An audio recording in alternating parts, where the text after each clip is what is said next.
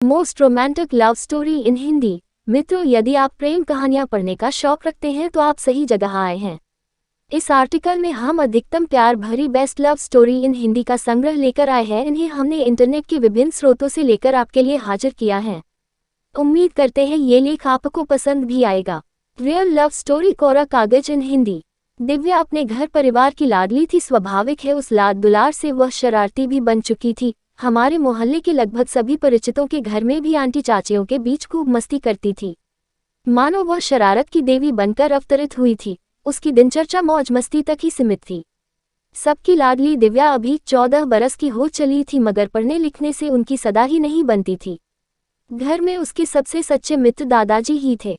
जो कुछ पढ़ा सीखा वो दादाजी की बातें ही थी। उसे एक बात की बहुत चीड़ थी, वह थी शादी की बात। मगर दादाजी को यही बात बहुत भाती थी। वे अक्सर दिव्या के सामने शादी की बात करते थे, जिससे वह इतनी नाराज हो जाती थी जैसे आज ही उसके फेरे हैं। इस तरह जीवन में सब कुछ सामान्य घटित हो रहा था कि एक सवेरे दादाजी के पुराने दोस्त उनसे मिलने के लिए घर पर आए। दिव्या भी घर पर थी। घर के संस्कारों के मुताबिक उसने पांव छुए और पानी ला कर दिया। तभी दादाजी कहते हैं, बेटा इन्हें जानते हो, ये मेरे चूर्ण वाले साथी हैं। दादाजी की इस बात को सुनकर दिव्या खिलखिलाकर हंसने लगी। उनकी हंसी दादाजी के दोस्त को इतनी भा गई कि वे दिव्या को अपने घर की बहू बनाने का निश्चय कर चुके थे। उन्होंने अपने दोस्त को ये बात कह डाली। दादाजी के लिए ये घर बैठे गंगा आई जैसी बात थी। वे अपनी लाडली के रिश्ते के लिए हमेशा चिंतित रहते थे। उनके दोस्त से बढ़कर अच्छा समधी कोई नहीं हो सकता था।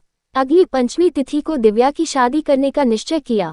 जब ये बात उसके कानों में पड़ी तो वह रोए जा रही थी, मानो उसके प्रिय दादाजी ही उसे घर छुड़वाने पर तुले हैं।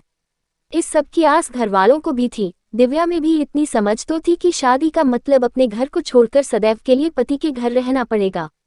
इस तरह दोनों की शादी बड़े धूमधाम से हुई। शादी के बाद पति पत्नी पहली बार मिले और अगले दिन दिव्या के पिता बेटी को लेने के लिए आए। इस तरह गृहस्थ जीवन चलता रहा। दिव्या कभी अपने ससुराल तो कभी मायके आती जाती और जिंदगी चल रही थी। दिव्या और उसके पति के बीच अक्सर बच्चों की तरह कहासुनी होती रहती थी। एक दिन दोनों झगड़कर एक दूजे से रूठे बैठे ही थे कि दिव्या के पिताजी उसे लेने आ गए। दिव्या अपने मायके जाते हुए पति से कहने लगी, अब कभी ना आओगी आपके घर। थोड़ा नाराज पति कहता है, तो मनाना जब तक ना बुलाओ। दिव्या जवाब देती है, तो मुझे क्या पता चलेगा कि आपने बुलाया है। पति कहता है, जब कभी तुम्हें कोरा कागज दिख जाए तो समझ लेना मेरा बुलावा है। इस तरह सभी घरवालों के साथ दिव्या का कुछ वक्त अच्छे से व्यतीत होता है। जब कोई उससे उनके पति के बारे में पूछता तो वह कहती है, अच्छे हैं मगर थोड़े बुद्धू हैं। ये सुनकर सब हंस पड़ते थे। मायके रहते 2 हफ्ते ही हुए थे कि ससुर जी दिव्या को लेने आ गए। उसने कुछ दिन और ठहरने की इच्छा जताई, पर ससुर जी ने भी बात रखने के लिए कुछ दिन और रुकने का कह दिया। कुछ ही दिन बीते थे कि दिव्या को लेने उनके जेठ जी आते हैं। लंबा समय बीतने के साथ ही दिव्या को भी अपने ससुराल की याद आने लगी, मगर अभी भी वह उस कोरे कागज के संकेत का इंतजार कर रही थी। वह अपनी मां के पास गई और किसी तरह बहाना कर ससुराल नहीं गई। आखिर में मां की नहीं मानने पर भी जेठ जी को वापस जाना पड़ा।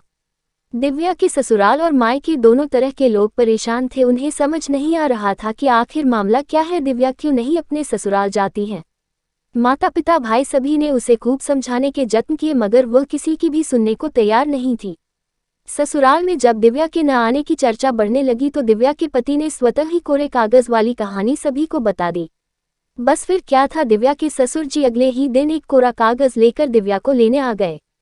उसे भी कागज का इंतजार था। वह कागज को देखते ही उस पर अपने पति का नाम लिखकर अपना सामान बांधकर अगले दिन अपने ससुर जी के साथ पति के घर चली गई।